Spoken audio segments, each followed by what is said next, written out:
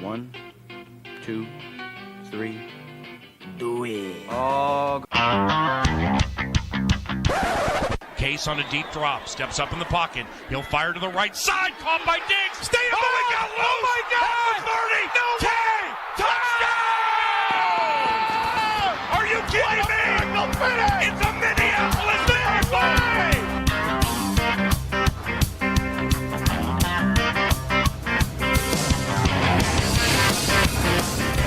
All right, we're coming right back in for another edition of the Skoldiers podcast, weekend edition here.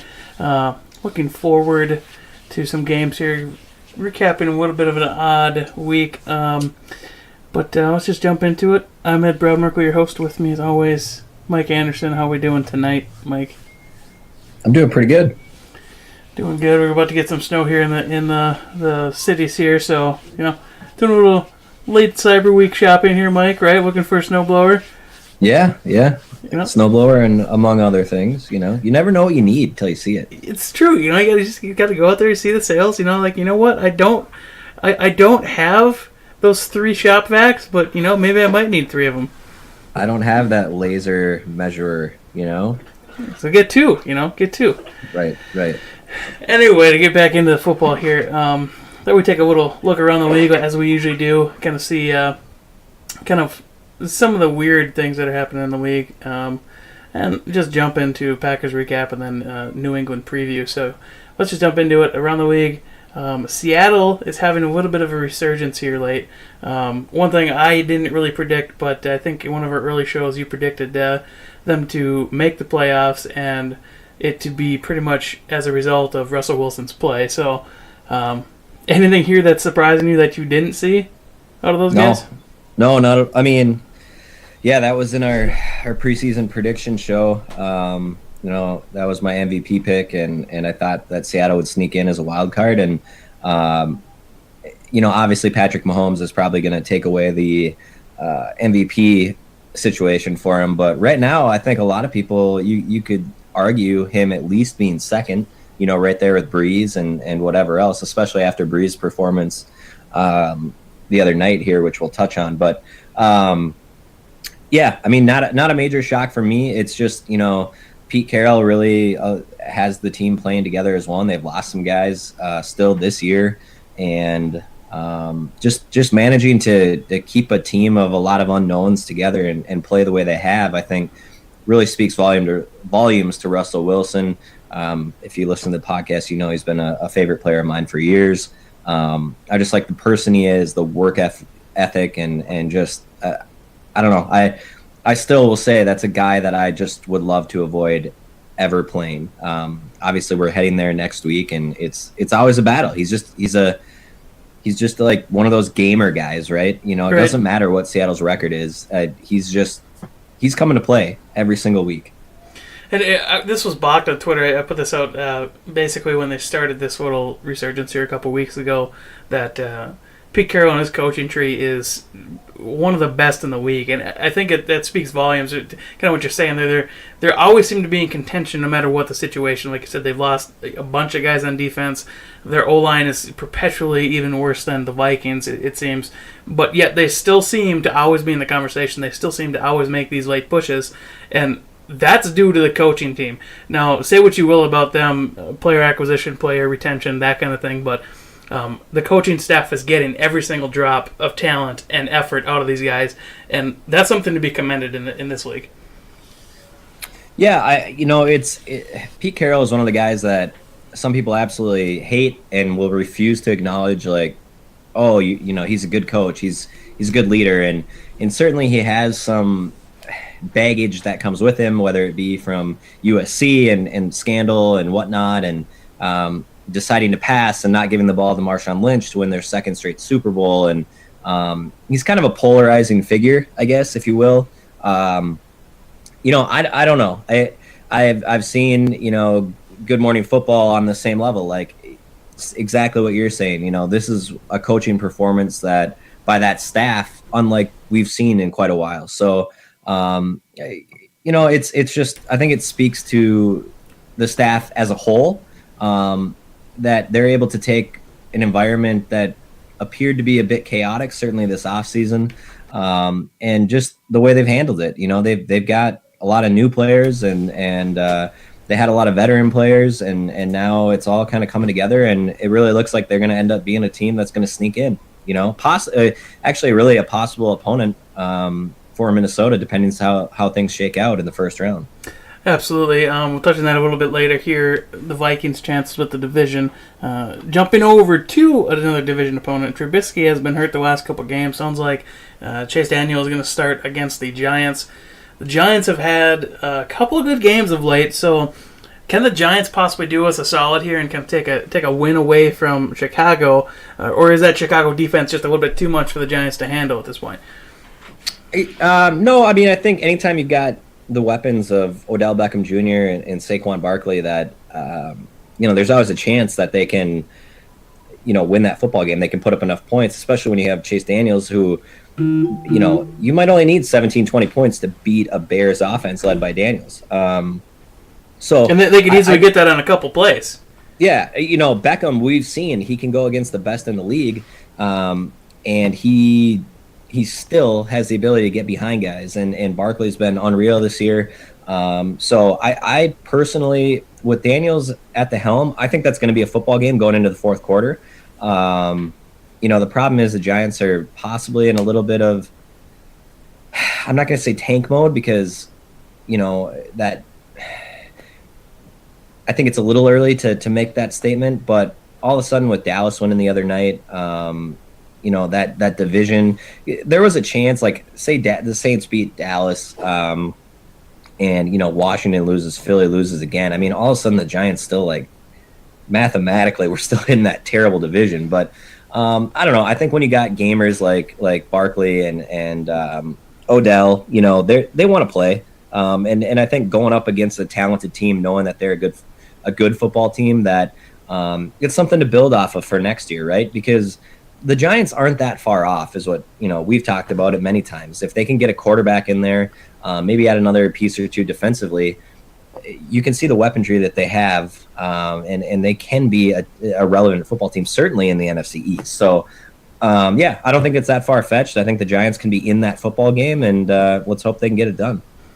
Yep, it's about the best chance we're going to have at stealing an extra win off Chicago here before we play them in Week 17. Chicago then goes to play the Rams, which that's going to be a difficult game for them. If Trubisky's back, it changes it a little bit. It sounds like he's on that trajectory. We'll kind of see how that works out. And then just the last one around the league here, Dallas beating New Orleans. We touched on that just a second ago. Just a kind of boring game if you like offensive scoring, but to me a very interesting game of how Dallas is on defense and how they were able to stop these guys. They're just quick to the ball, and maybe that's the blueprint to beat New Orleans, is just be sound in your keys. And I mean, the Vikings did this to a large extent, not quite to the stifling effect that Dallas had. So I don't know, is there anything special these guys did, or are they just that quick on defense that we just haven't realized it yet? No, I think they were quick. I think they tackled. And I think also they didn't beat themselves, which is what the Vikings did against the Saints. So you saw them frustrate that offense. They were very Breeze had a couple throws to Thomas where the DBs were able to bat that ball out at the last minute, even where he's almost bringing it in as a catch, and they were really great in those situations. They tackled well, and it just they played it was one of the better defensive performances, I would say, of the year, certainly in the NFL. So that's the thing. People get it's kind of been frustrating for me, and we haven't really talked about it, but national media and all these shows that you and I as big football guys, it's like they're on all the time in the background or whatnot, and people are acting like this. The Saints and the Rams and the Bears are these almighty teams, and there's so many levels above all these other things. And then they've been so close to losing a couple times, and it's like it's frustrating knowing how the Vikings have lost the games they've lost. And it was kind of fun for me to watch a Dallas team come in and take care of this unbeatable Saints team that everyone had as number one in the power rankings. And right. At the end of the day, the NFL, these are, for the most part, there's a lot of good football teams, and on any given night, anything can happen. So I think it was an indicator of maybe what's to come here in the final 6 weeks of the regular season. Right, not only the final 6 weeks of the regular season, but the playoffs this year. I feel as long as you get in the dance, I think the NFC playoff picture is going to be a complete, absolutely wild ride. That's going to be full of games that are close and games that just get completely tilted the wrong direction you didn't even think. Just because, like you said, just any given Sunday, some of this weird stuff can just start to happen. Right. All right, we'll get into a little bit of a Packer recap here before we hop into New England. KickerWatch 2018 is still back on, Mike. I'm getting tired of kickers missing kicks here. This is getting a little bit stupid. Yeah. What did he have? It was like a 51 or a 52 and a 48 or something like that. Is that what they were? I forget, but yeah, that sounds about right. A little bit. I mean, so a little bit longer kicks. I don't know. Yeah, it's frustrating. I don't know what else to say. It just seems like there's some sort of curse on, and I get they're close to 50-yard kicks, so what do you do? But come playoffs, you need those points, and in games against some of these better teams, those have to go in, you know? Well, I mean, you look at, what was it, last year, the year before, he's leading the league or second in the league in accuracy, and he comes here and he starts missing some of these kicks that he should be making. Like, yeah, they're longer kicks, but he historically hasn't been missing those at the same clip. So I don't know what it is about Minnesota. I don't know if it's something that the holder is doing something just minutely different because that's what he's being coached to do, and it's just all these kickers just can't quite figure it out. I don't know what the hell is going on, but we need to win a damn Super Bowl with like zero kicking to exercise that demon to get that curse off us. Because right now it feels like any kicker we bring in here, no matter who the hell it is going to start missing kicks. Yeah, I mean, so he was 3 for 3 on extra points. He did make his 30-yarder. I don't know. I get the frustration. Trust me, I do. But it's weird in that if Bailey were to line up for, anything under 40 right now, I'm still pretty confident that it's going in. It's just, I mean, definitely when you get a little bit anything over that, it's concerning, and I don't like that at all. But I do still have confidence in those 40 and under, which I guess at the end of the day, as long as those are going in and he can, figure out what's happening from longer field situations. We still have 5 or 6 weeks. It hasn't cost us via Bailey yet. But now you're in a little bit of a stretch run where you can't, like this week, for example, we're not going to be able to afford a missed kick, I don't think, on the road in New England. They, and I don't even know, maybe Zimmer's not even going to attempt it at this point. Well, like you said in halftime, there's like, if we get missing kicks, I'm just going to be more aggressive and just go for it. Because you miss a kick, you're giving it to him at the 40 anyway. So if we can't consistently make those at a clip that's reasonable in our favor point-wise, just go for it. And if you pick it up, great, then you have a better chance of winning the game. If you don't, well, then you gave it up if you missed the kick anyway. Right, yeah. No, I mean, you might see a little bit more aggression from the Vikings, in those short yardage situations, or if they have a read that they like. The defense, which I'm sure we'll talk about here, is started to really come on over the last 4 games, especially in the second half. They've basically been a lockdown, shutdown defense in that second half.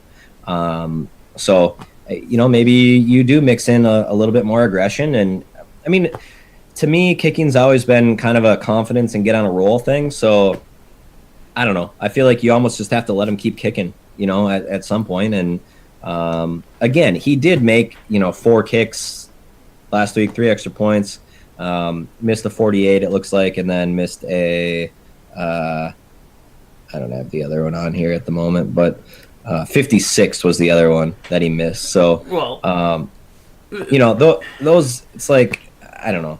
And if you recall, I think he actually made the 51, and then Rashad Hill had the false start, and then he missed the 56. Here's what really bugs me about this. I'm fine with those misses if it's outdoors. You're indoors. There's no frickin' wind. 56, though?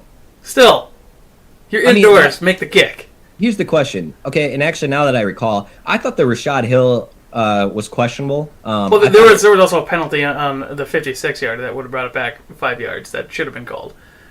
Right. Yeah. So I don't know. I mean, I guess I'm not that worried about it. I get, it's everyone else in Minnesota, but I think that for the most part, if this was any other team in the NFL, a guy missing a 56 and a 48 in a week, but making his 4 other kicks, this isn't even a talking point.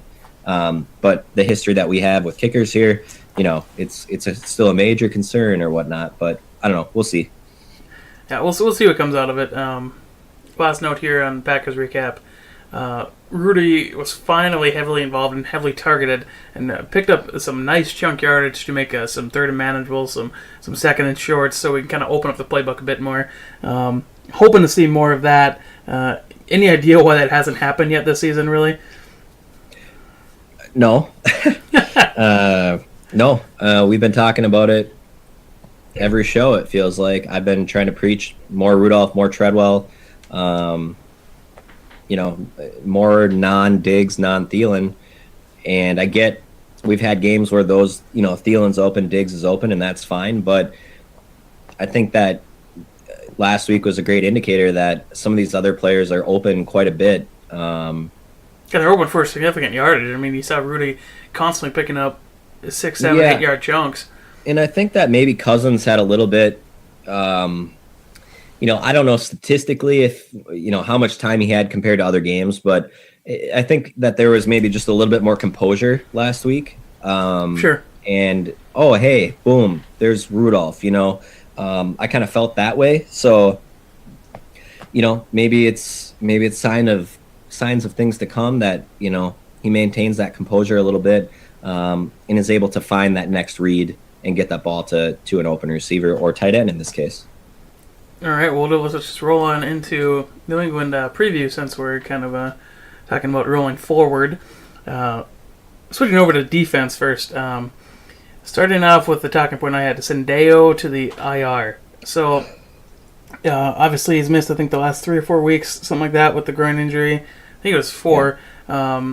So, for me, he's possibly played, probably more than likely played his last game in purple unless he takes a significant cap cut. Due $5.5 million in 2019, 0 left guaranteed on his deal. So to me, that screams he's going to be gone next year. I don't know your thoughts on this. If who we have coming in place of him is good enough, kind of where you at with that? Yeah, I mean, I would agree with you. I think that there's no way that at that 5.5, you bring him back. So I think he had a hell of a run with us and turned into a quality football player for Mike Zimmer. And, and unless there's some sort of a restructure, but even at that point, I don't know. I think with the way that, Harris has played and maybe Iolka, I'm not sure what they'll do, but I have a feeling that, next year he's going to be wearing a different color. Absolutely. Like you said there, Harris has played very well in place of him. That's kind of who we had slotted as the up-and-comer in place of Harris. Do you know off the top of your head, is Harris signed through next year, or is he a free agent, or, I'm looking that up right now. I don't know what his... That's one that I don't really recall, what we did there or what we've been doing on a year-to-year basis with him. Okay, so last year, Harris was an exclusive rights free agent. So I believe that means next year he will be a restricted free agent, so we can do that. There's a whole tender thing with him. So in that case, he'd probably do maybe a second-round tender, which would be $2.3 million, something like that, if you choose not to extend to him a longer-term offer. So you'd be looking at right around that $2.5 million or so for the year with the second-round tender. Now, I don't know if that's wise, because I think, honestly, he's playing at a level where someone would offer him a contract and give up a second-round pick for that. So maybe you just go to him and approach him with basically what we gave Sendejo when we gave him that kind of 4-year, $16 million, that $4 million a year range. I think would be about perfect for where he's at. But we'll see how that shakes out. I think it's definitely someone they want to retain going into next year. I would agree. Yeah, 100%. So we'll kind of see how that breaks down. Obviously, J-Ron Curse is also another option at safety. We've been using him more as that money backer role in the slot. So I like that. I like keeping both just for that reason. But we'll see how that shakes out. We got some time to figure out how that's going to go. Second note here on defense, Rhodes, after what looked like a pretty bad injury, looks like he's going to play now. Maybe not. I don't know. Looks like it's going to be a game time decision type deal. He's questionable, correct? I think that's what he's officially tagged as. So, to me, I don't know. I don't know if you even start him. I mean, the fact that he's not on there is doubtful. I think it sounded like he's going to go through a walkthrough in the morning and kind of, see how it feels. But, I mean, if the staff is not concerned about him making the injury worse, I don't know. I think if he can play, he's got to play. Here's what I say this, and this is why I say this. We've seen injured Rhodes play. It's not anywhere near what, in my opinion, what you could get out of Holton Hill 100% healthy. Yeah, but I worry about a Holton Hill versus Tom Brady type, especially if that involves Holton Hill on Josh Gordon. Well, Tom Brady this year doesn't look like the normal Tom Brady, to be honest. So I'm less worried about that factor of it. The thing I look at is if you're looking to make this strong playoff push and you need Rhodes healthy, we're dealing with a hamstring injury here. All right, I don't know the severity. I don't know if it's even the same type that we're used to dealing with, but we saw how that sidelined Delvin for an extra couple weeks because he re-injured it. So my thought is maybe you don't start Rhodes. You can still use him sparingly, but you don't start him and you let Holton Hill see what he's got. And if things start to break down, then maybe you say, okay, Rhodes, you got to suck it up and get in there. Let's go. Yeah, I mean, it'll be, I don't know, interesting to see, obviously.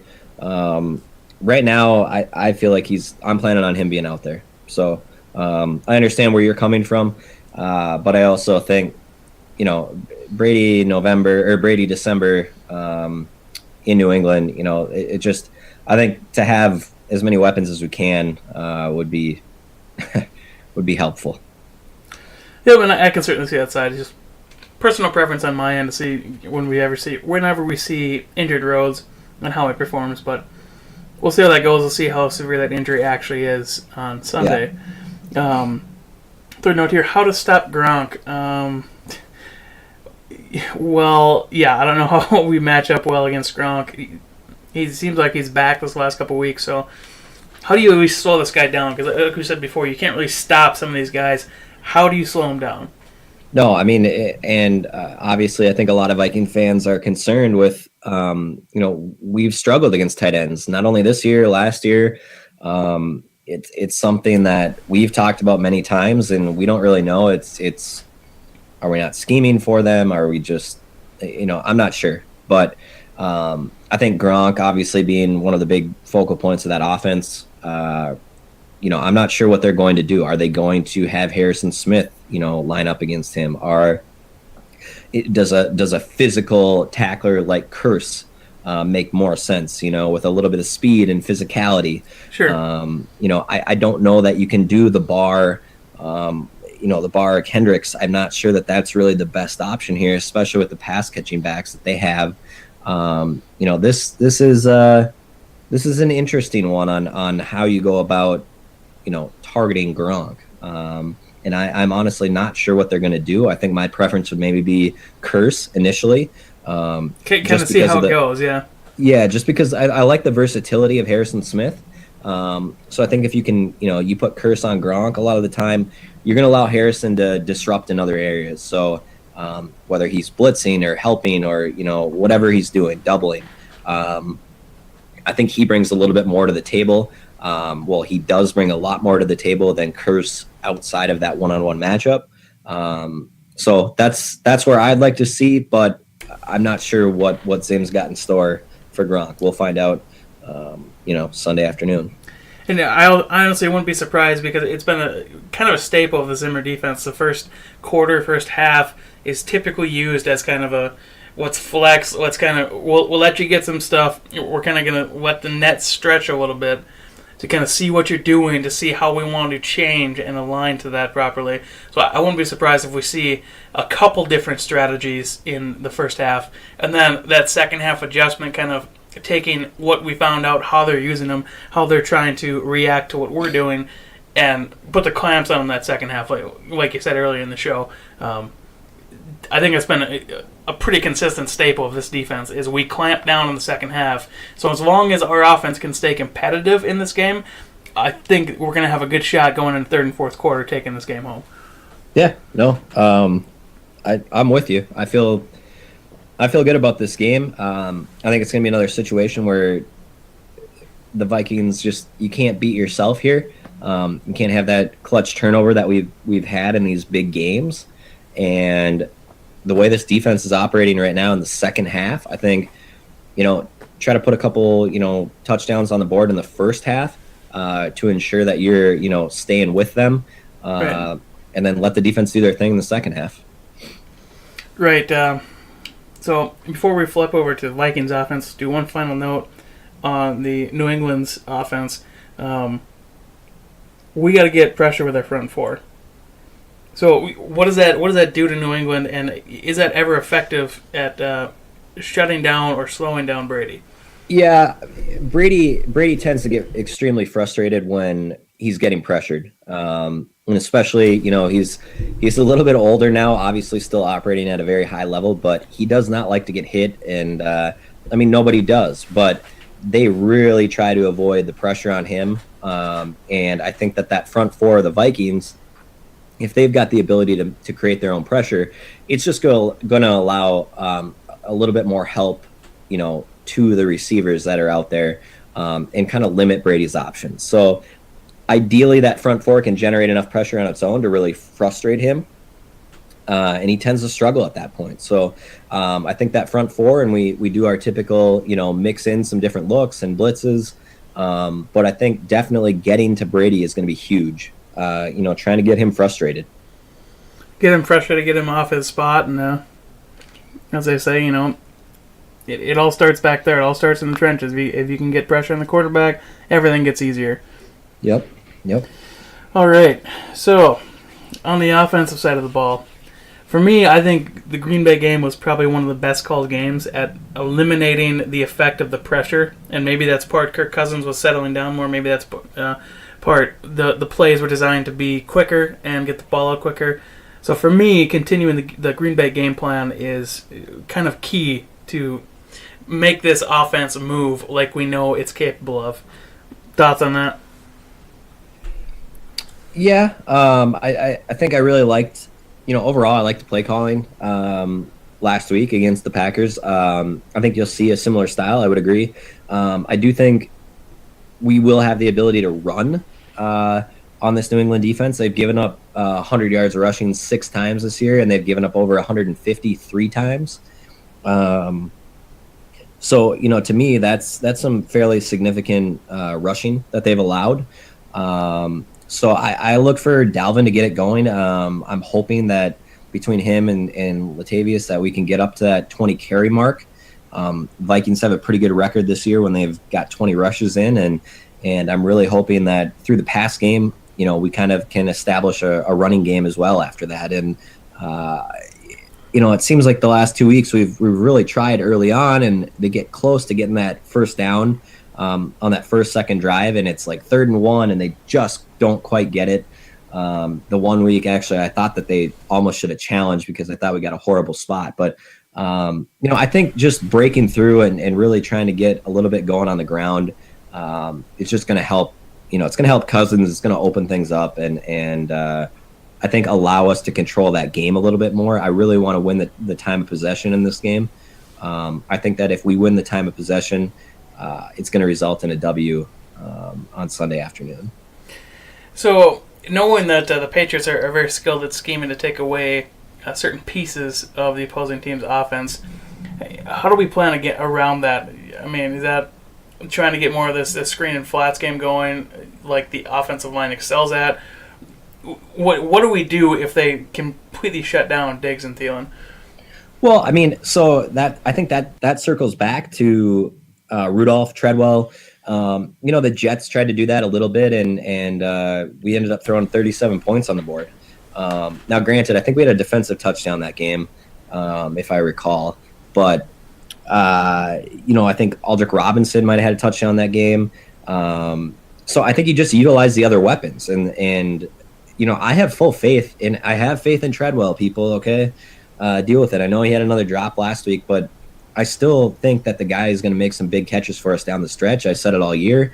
And he's continually put up 3-ish catches a game. And typically they're big catches. So maybe it's Treadwell, that comes out and has a nice game. Maybe it's Rudolph again. But I think just having Cousins have faith in these other weapons. Maybe Dalvin gets involved a little bit more in the passing game. Against Green Bay, I think we saw him catch the ball, 3 or 4 times on that first series. And since then, obviously he scored last week on that on a pass play, but we haven't seen a lot of it. So maybe we get him a little bit more involved. And it's just utilizing these other weapons. I personally don't know that that's going to be their strategy to take away both Thielen and Diggs, but we'll see. I definitely think it's possible, given what we've seen from Belichick and company, that they somehow find a way to scheme both of them out. But I'm kind of with you there. I think they're both too good to be able to take away each one of them. Someone is going to get loose between those two. But like I said, I think this offense is as loaded with weapons as New England's is.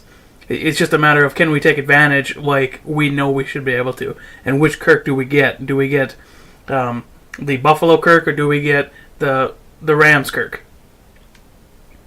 Right. Yeah. We cannot turn the ball over in this game. Now, can you get away with one? Probably. I mean, typically there's a turnover or two throughout an NFL game, but you got to be on the right side of it. Early on, New England had the ability, or New England turned the ball over quite a bit. Since then, they've really cleaned things up. They've really tried to be more efficient, and I think you see the stronger teams in the NFL as you get later in the year do that. They know that they cannot turn the ball over. They clean up the play, and certainly New England every year gets it rolling in December. So, you're going to need. This is why we paid him the money, though. This is because you got to just have faith. He's going in. I don't know. It's almost like we shouldn't even look at it week to week. You just have to trust that he's going to play at a high level. He's going to make the throws, and we shouldn't necessarily need him to go out and win us this game. I don't want to say that he just can't lose it, but if he just goes out and plays at a Kirk Cousins level, we're going to be fine. All right. I tend to agree with you there on all points made. Just be yourself, Kirk, and just don't try to force stuff. It seems like he's still kind of in the Washington mode where he doesn't have this defense that can back him up, so he was trying to force a lot of this stuff, and maybe he's now just starting to settle down and understand that, no, he doesn't need to hit every single big pass. He can get by with just doing himself and just giving what's taken to him, taking what's given to him, rather, and just letting it flow like it should and not trying to force things. So maybe that's the formula going forward, is now he's finally starting to realize this defense is good enough where you can trust them to get a stop if you need it. Yeah, no, I would agree. I think, situationally there can be times where you need to try to force the ball into a spot, but let's hope we don't get into that situation, A. And B, I think, if you truly believe they're going to take away Diggs and Thielen, just use the resources you did last week. Go to Rudy. Go, use some of those big targets. Don't be afraid to scramble. That's another thing. We saw a little bit more of that last week, and I think that will be an opportunity for him as well. Right. And just play a smart game, and we're going to be fine. All right, Mike. Any last items here before we get into predictions? I think Josh Gordon is going to actually be a key thing in this game, especially with Rhodes' status up in the air. I think if Rhodes does not play, that Josh Gordon could pose an issue. I'm not sure that I trust any of our corners against the Josh Gordon. People tend to forget how elite of a receiver he was, and I think is still capable of playing. He's become more and more comfortable in this New England offense, and definitely something to keep an eye on. I think that Gordon is an X factor that could really pose problems come Sunday afternoon. So got to make sure we keep him in check. All right. So with that said, I think that wraps up New England. Let's go right into our predictions here, Mike. What are you predicting for score? Minnesota at New England, in New England. Haven't beat them in New England since 2000. Yeah. So right now, I think the defense is rolling. I think I tweeted out over the last 4 or 5 weeks they're giving up an average of just over 3 points in the second half. I think that speaks to Zimmer and the adjustments that they make at halftime. And New England, I don't think they're the New England of old right now. I mean, they are old. Certainly Brady is, but I really think that we're going to be able to frustrate Brady. I think the defense will come out and really play a complete game again in the second half. And I look for this to really be a building block going forward. And I'm not going to take us in a dominant factory, or I'm not going to take us to go ahead and dominate. But I'm going to say 20-13. Vikings end up getting a road win out in New England in December. A rare thing. I'm on the same page as you here. I think the defense right now is playing just so lights out that they're going to be able to shut down Tom Brady enough. The key to me, like we said, is what Kirk shows up and how clean are we on offense. If we can stay clean on offense, like I know we can, I think this game ends up being 21-18 Vikes. Close due to some late game heroics and stuff we're giving away, but this game I don't think is ever going to feel out of hand for the Vikings. I think we're going to get up a little bit early and then just start to kind of pour it on in the second half and just get up a couple possessions there late. So the defense is continuing to stifle opponents. All right. Yeah. Next game, Mike. Arizona at Green Bay. Arizona at Green Bay. Uh-huh.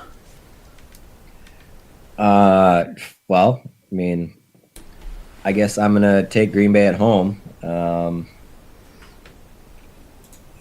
I won't be shocked if they lose, but I can't pick against them with still something to play for. I'm going to go ahead and take them at home. Yeah, I'm inclined to agree. It's a tough place to play in December. Arizona's a warm weather team, so I don't see them coming in here and really shocking the world there.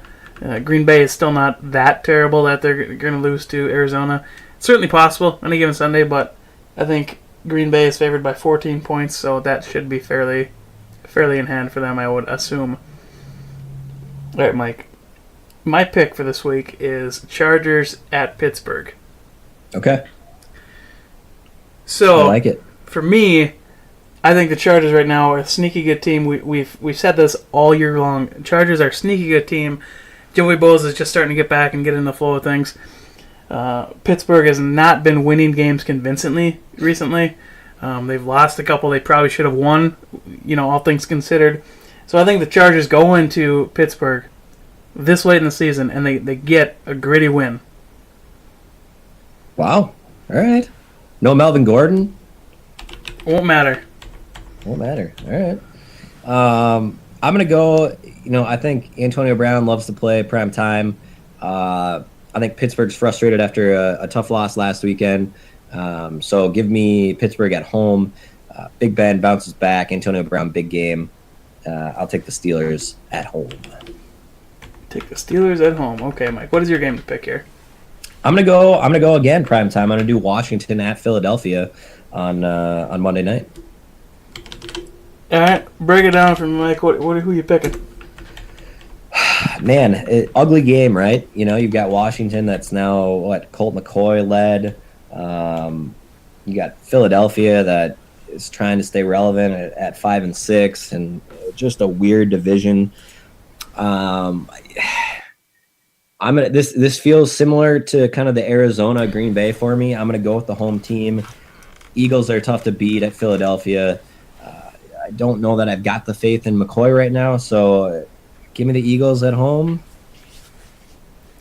I think for all those reasons you just listed there, I mean, Eagles at home. If this was at Washington, this might be an interesting game. This might be an interesting football game, but at Eagles is a lot tougher for a backup quarterback to come in and play. Because at home, like I said, you got the crowd noise on your side. You got all the things going in your favor. But away game, I think it's just a little bit too much for them to overcome. So I'm right there with you. I think it's Philadelphia that's going to win this one. I wouldn't be surprised if this is a tight game, though. This could very easily be a tight game going into the fourth quarter. Oh, yeah, 100%. I think a lot of these, even Arizona, since Arizona made a coaching change there, David Johnson has really emerged. He's become a bigger piece of that offense. And that's another team that, I mean, they're not going to lay down, They've been putting some points up. So, if Green Bay thinks they're going to just overlook them and walk in and win that football game, that game might be close as well. Right, yeah. Like I said, I think that game's going to go into the fourth quarter with it being relatively within reach of Arizona. And, who knows? They get a couple breaks, they get a couple lucky tipped passes and interceptions. That game could completely change on us. You never know. Right. Yeah, no, I'm with you. Final thoughts here, Mike, on Vikings at New England. Wrapping up a kind of a weird week in the NFL. I'm gonna say Treadwell gets in the end zone. Treadwell in the end zone. I like it. The second TD of the year, I think, maybe. I don't know. It just feels like one of those weird games. So, yeah, give me Treadwell with the TD, and I'm just gonna. That's gonna be what my parting thought is. I'm gonna say we get a pick six. I think that's my parting thought here.